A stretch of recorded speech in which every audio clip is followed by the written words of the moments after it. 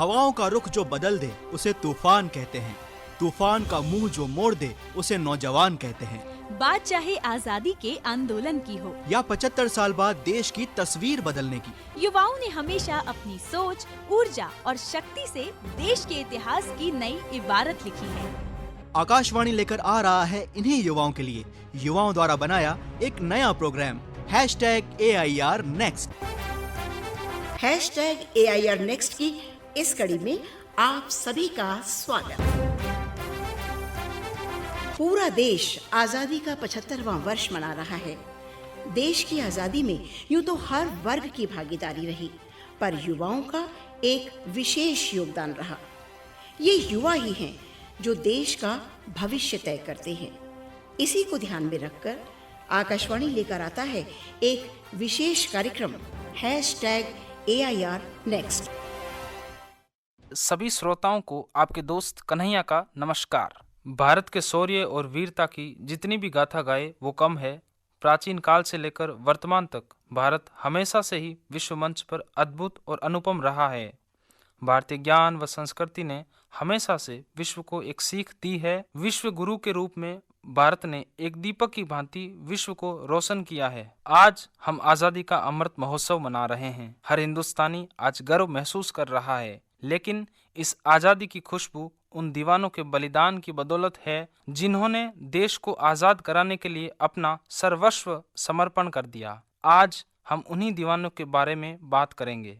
उनमें धुन सवार थी भारत को आज़ाद कराने और विश्व मंच पर एक अलग पहचान दिलाने की। ये मतवाले अपने देश की मोहब्बत में इस कदर डूबे कि झूमते गाते हमेशा से ही अपनी मातृभूमि के लिए जीते रहे। 1857 की क्रांति हो या भारत छोड़ो आंदोलन, भारत के वीर सपूतों ने हमेशा से ही अपने हृदय में देश प्रेम की यह ज्वाला जगाए रखी। मंगल पांडे से लेकर सुभाष चंद्र बोस तक, चंद्रशेखर आजाद से लेकर भगत सिंह तक, भारत के प्रत्येक युवा ने कदम से कदम मिलाकर अपनी वीरता का परिचय दिया। तो दोस्तों, अब हम बात करते हैं चंद्रशेखर आजाद के बारे में। चंद्रशेखर आजाद का जन्म 23 जुलाई 1906 को मध्य प्रदेश के बावरा में हुआ था। उनके पिता का नाम सीताराम तिवारी और माँ जगरानी देवी थी। किशोर अवस्था में ही वह बड़े बड़े सपनों को पूरा करने के लिए अपना घर छोड़कर मुंबई निकल पड़े थे, जहां उन्होंने बंदरगाह में जहाज की पेंटिंग का काम भी किया था। उस वक्त मुंबई में रहते हुए चंद्रशेखर को फिर से वही सवाल परेशान करने लगा था कि अगर पेट ही पालना है तो क्या बावरा बुरा था। चंद्रशेखर ने वहां से संस्कृत की शिक्षा लेने के लिए काशी की ओर कूच किया। इसके बाद चंद्रशेखर ने अपने घर के बारे में सोचना बंद कर दिया और देश के लिए खुद को पूरी तरह से समर्पित कर दिया। उस समय देश में महात्मा गांधी के नेतृत्व में चलाए जा रहे असहयोग आंदोलन का बोलबाला था।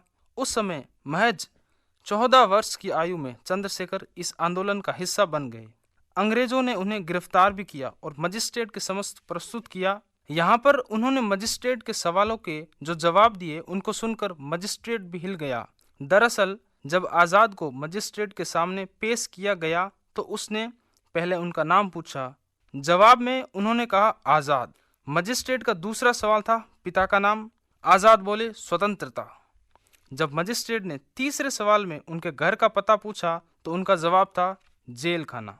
उनके इन जवाबों से मजिस्ट्रेट पूरी तरह से तिलमिला उठा और उन्हें 15 कोड़े मारने की सजा सुनाई। हर कोड़े की मार पर वह वंदे मातरम और भारत माता की जय बोलते रहे। इसके बाद से ही उनके नाम के आगे आज़ाद जोड़ दिया गया।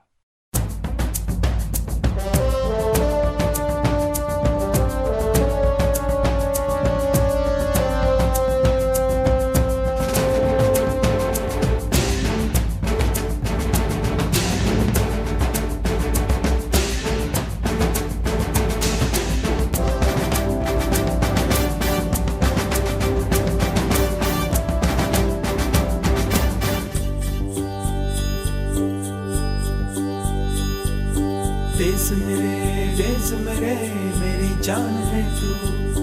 देश मेरे मेरी जान है तू। देश मेरे मेरी शान है तू। देश मेरे मेरी शान है तू।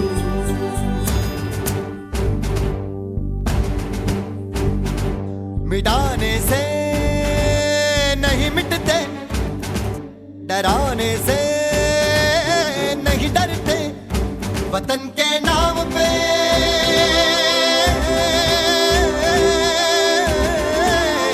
वतन के नाम पे हम सर कटाने से नहीं डरते, मिटाने से नहीं मिटते। देश मेरे मेरी जान है तू, देश मेरे मेरी जान है तू, देश मेरे मेरी शान है तू, देश मेरे मेरी शान है तू।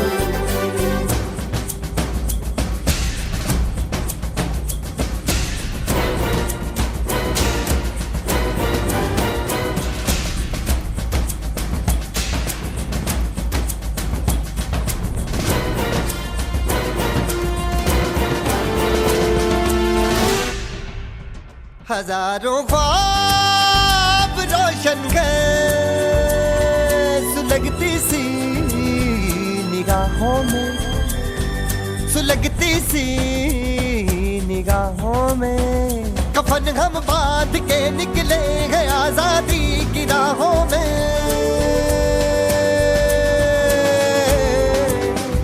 कफन हम बांध के निकले हैं आजादी की राहों में। निशाने पे जो रहते हैं निशाने से नहीं डरते। देश मेरे मेरी जान है तू, देश मेरे मेरी जान है तू, देश मेरे मेरी शान है तू, देश मेरे मेरी शान है तू।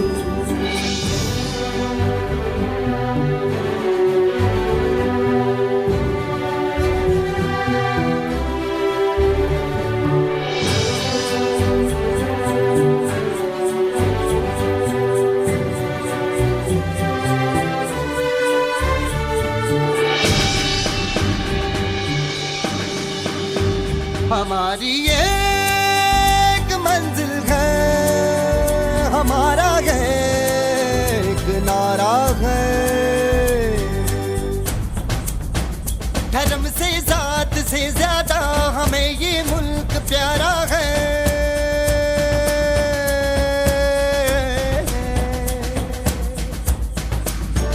धर्म से जात से ज्यादा हमें ये मुल्क प्यारा है। हम इस पे जिंदगी अपनी लुटाने से नहीं डरते। देश मेरे मेरी जान है तू, देश मेरे मेरी जान है तू, देश मेरे मेरी शान है तू, देश मेरे मेरी शान है तू। मिटाने से नहीं मिटते, डराने से नहीं डरते, वतन के नाम पे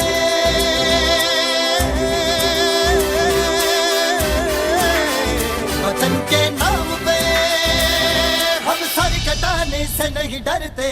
देश मेरे मेरी जान है तू, देश मेरे मेरी जान है तू, देश मेरे मेरी शान है तू, देश मेरे मेरी शान है तू। देश मेरे मेरी जान है तू, देश मेरे मेरी जान है तू,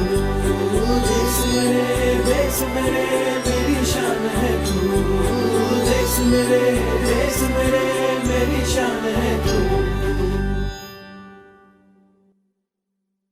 असहयोग आंदोलन को स्थगित कर दिया तो आज़ाद काफ़ी खफा हुए। इसके बाद उन्होंने देश को आज़ाद कराने की ठान ली थी।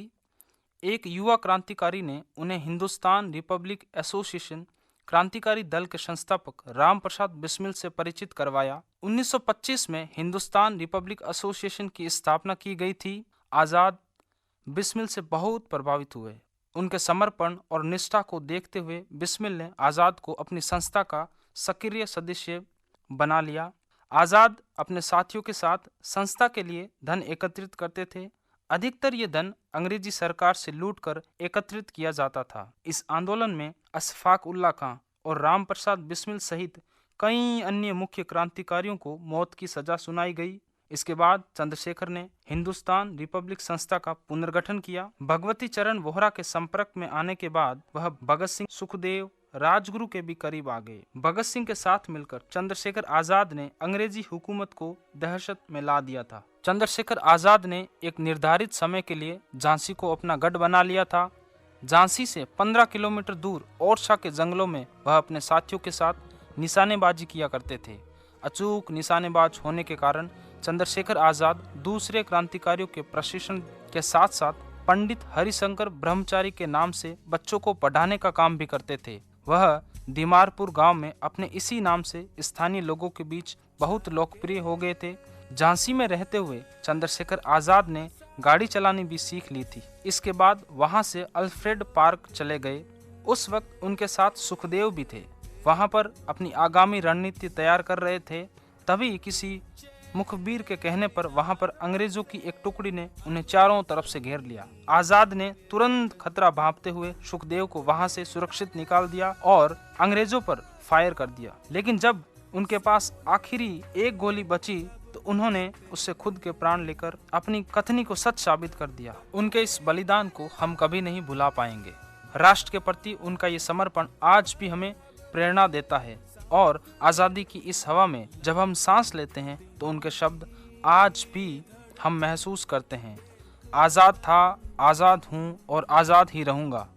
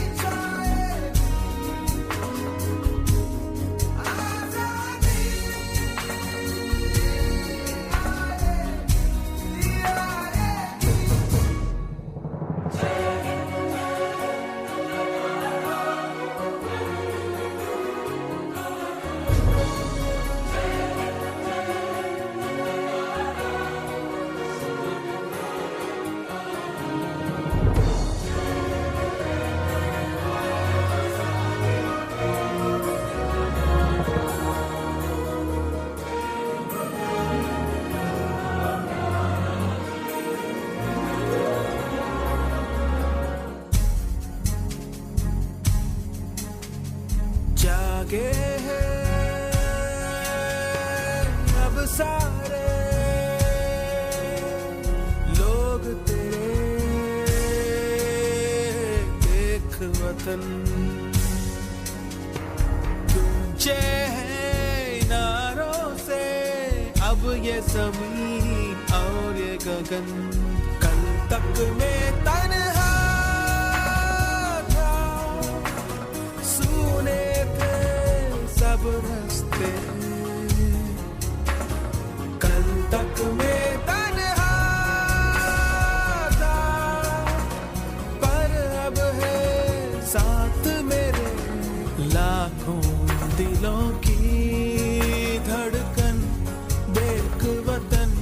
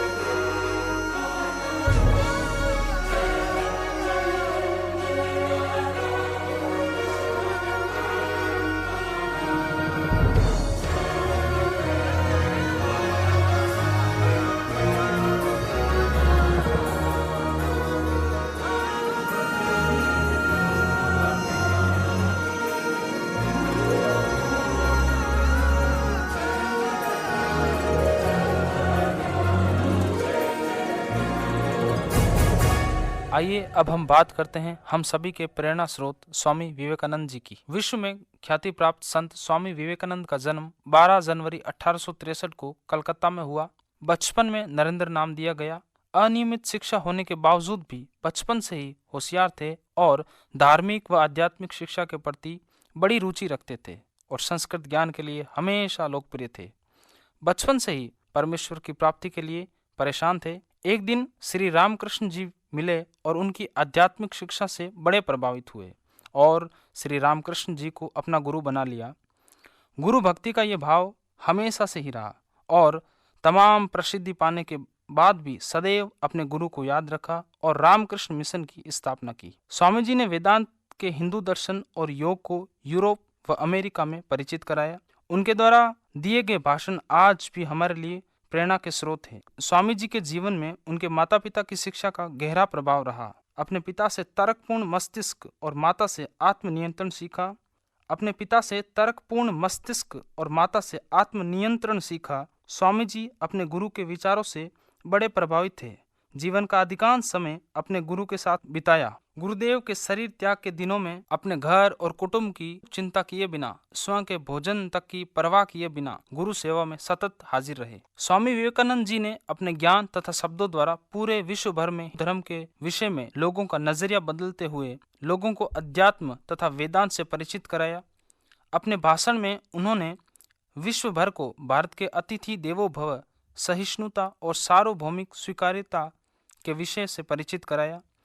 उन्होंने बताया कि जिस तरह नदियां अंत में जाकर समुद्र में मिल जाती है, उसी प्रकार विश्व के समस्त धर्म अंत में ईश्वर तक ही पहुंचते हैं और समाज में फैली कट्टरता तथा सांप्रदायिकता को रोकने के लिए हम सबको आगे आना होगा, क्योंकि बिना सौहार्द तथा भाईचारे के विश्व तथा मानवता का पूर्ण विकास संभव नहीं है। उनसे सीखने के लिए बहुत सारी बातें हैं, लेकिन वो 3 बातें जो हर किसी को सीखनी चाहिए उन पर बात करते हैं। पहली, दया का भाव। इंसान के अंदर दया का भाव होना चाहिए, दूसरों की मदद करने का भाव ही होना चाहिए। एक छोटी सी कहानी है और वो यह है, स्वामी जी से एक दिन उनकी माता ने चाकू मांगा। स्वामी विवेकानंद जी ने चाकू लाकर दिया।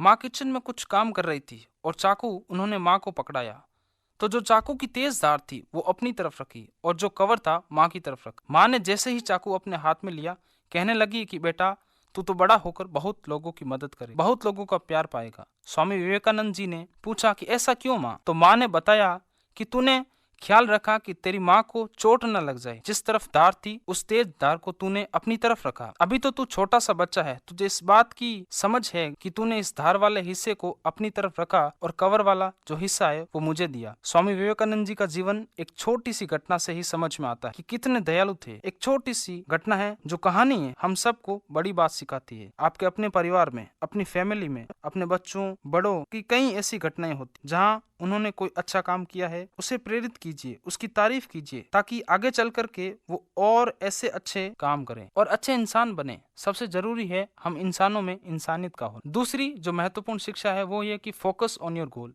अपने लक्ष्य पर ध्यान लगाएं। स्वामी विवेकानंद जी की कही हुई बात बहुत ज्यादा पॉपुलर है, उठो जागो और तब तक मत रुको जब तक कि लक्ष्य की प्राप्ति न कर लो। इस पर भी एक छोटी सी कहानी है। स्वामी विवेकानंद जी अपने आश्रम में विश्राम कर रहे थे, तभी एक आदमी आकर कहने लगा कि मुझे स्वामी जी से मिलना है, बहुत जरूरी बात है, उनसे पूछनी है। स्वामी जी जब जगे तो उनके चरणों में गिर गया और कहने लगा, मुझे समझाइए कि जिंदगी में मैं कैसे अपनी मंजिल तक पहुंचूंगा। मैं सफल नहीं बन पा रहा हूँ, जो चाहता हूँ वो मिल ही नहीं रहा है। स्वामी जी ने तब उस व्यक्ति से कहा कि एक काम करो, यह मेरा पालतू कुत्ता है और इसे थोड़ी देर के लिए घुमा कर लाओ, फिर तुमसे बात करते हैं।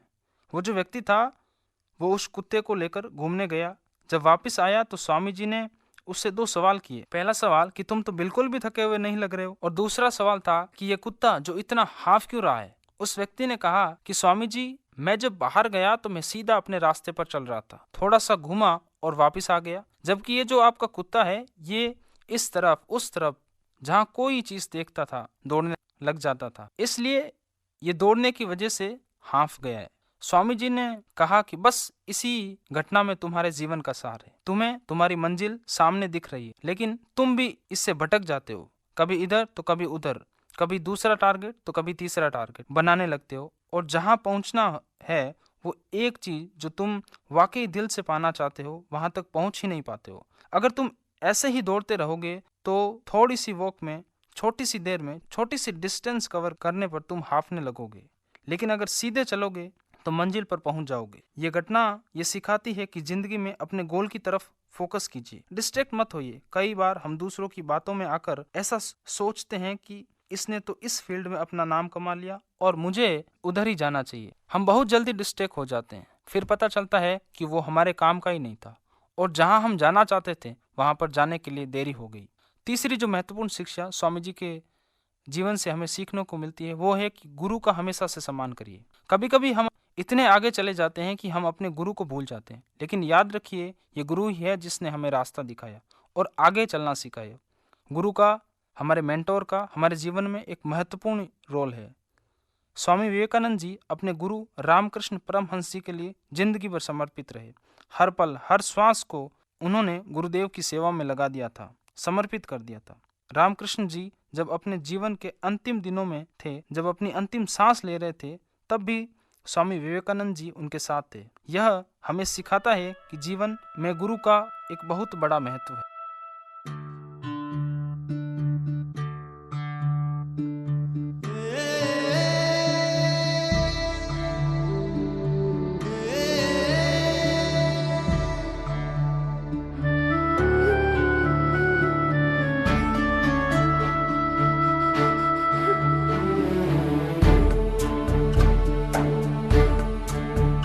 ये देश है मेरा, ये देश है मेरा, ये पूछ रहा है कहाँ है सवेरा।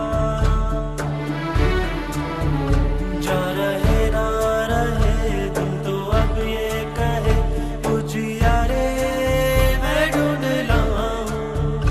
ऐसी हो रोशनी जाग उठे जिंदगी, अंधियारे सारे मिटाऊं। अंधियारा तो पुराना है, सूरज नया बनाना है।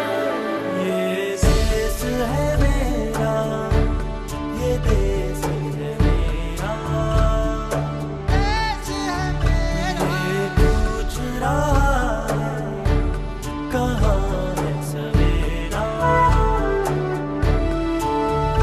जा रहे ना रहे तुम तो अब ये कहे उजियारे मैं ढूंढ लाऊं।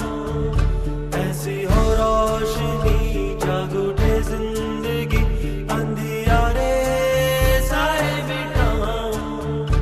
अंधियारा तो पुराना है, सूरज नया बनाना है।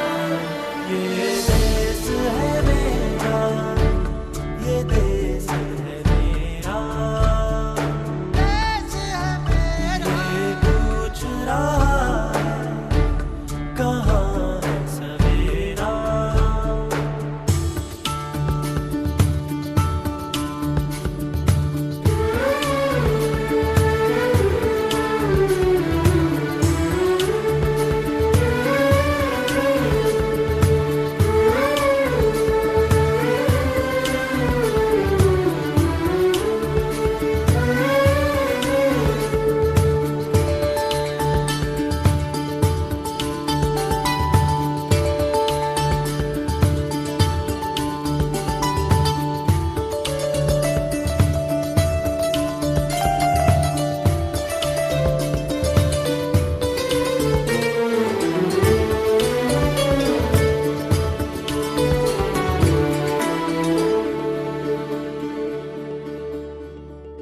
मुस्कुरा उठे जीवन जो दिन ऐसा आए, चेहरे पर जो अब है वो गम भूल जाए। हर दिशा उजाले बरसे, रंग रोशनी का मैं जो मौसम। अंधियारा तो पुराना है, सूरज नया बनाना है। ये देश है मेरा,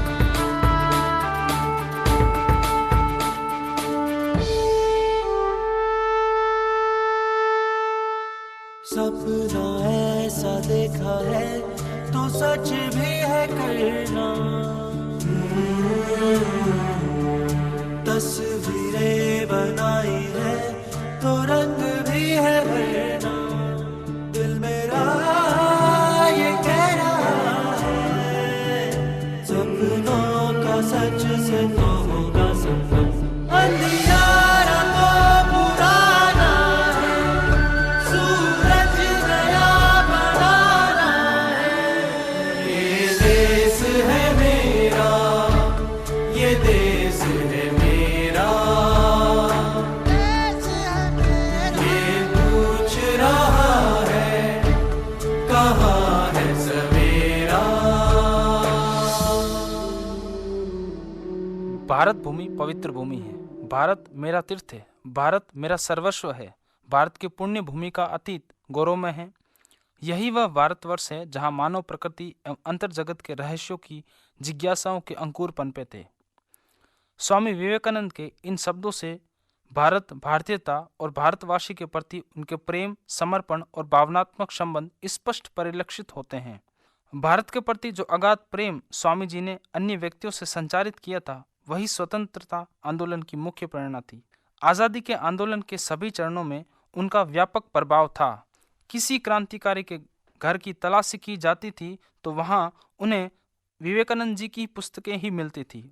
स्वामी विवेकानंद को युवा सोच का सन्यासी माना जाता है। विवेकानंद केवल आध्यात्मिक पुरुष ही नहीं थे, वरन वे विचारों और कार्यों से एक क्रांतिकारी संत थे, जिन्होंने अपने देश के युवाओं को आह्वान किया और कहा, उठो, जागो और लक्ष्य प्राप्ति तक मत रुको। आज़ादी के अमृत महोत्सव पर आयोजित युवा वाणी के इस कार्यक्रम में आज हम प्रण करें कि भारत भाग्य विधाता के स्वप्न को साकार करेंगे और एक बार फिर से भारत को विश्व गुरु बनाने में हम अपनी भूमिका निभाएंगे।